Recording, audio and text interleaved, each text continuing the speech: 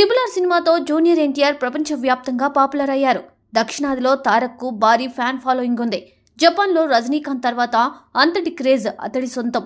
తెలుగులో ఎక్కువ రెమ్యునరేషన్ తీసుకుంటున్న హీరోల్లో జూనియర్ ఎన్టీఆర్ ఒకరు.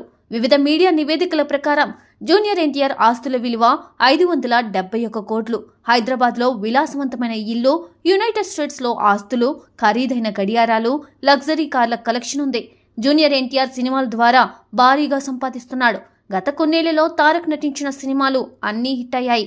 దీంతో ఎప్పటికప్పుడు రెమ్యునరేషన్ పెంచుతున్నాడు. నివేదికల ప్రకారం తారక్ గతంలో ఒక్కో సినిమాకు 12 కోట్లు వసూలు చేసేవాడని సమాచారం. అయితే త్రిబుల్ ఆర్ మూవీకి ఏకంగా 45 కోట్ల వరకు తీసుకున్నట్లు సియాసత్ డైలీ రిపోర్ట్ వెల్లడించింది. దీంతో ఎన్టీఆర్ రెమ్యునరేషన్ను 60 నుండి 80 కోట్ల వరకు పెంచినట్లు తెలుస్తోంది. మీడియా నివేదికల ప్రకారం దేశంలో ప్రైవేట్ జెట్ ఉన్న అతి కొద్ది మంది సినీ యాక్టర్స్లో ఎన్టీఆర్ ఒకరు. ఆయన వద్ద 80 కోట్ల విలువైన ప్రైవేట్ జెట్ ఉంది.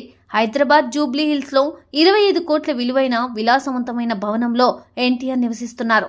ఎన్టీఆర్కి వాచ్లంటే చాలా ఇష్టం. ప్రీమియం రిస్ట్ వాచ్లు ఇష్టపడతాడు. అరుదైన వాటిని కలెక్ట్ చేస్తుంటాడు.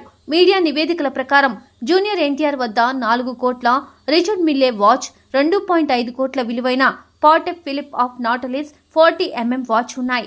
ఎన్టీఆర్కి కార్లో డ్రైవింగ్ అంటే పిచ్చి.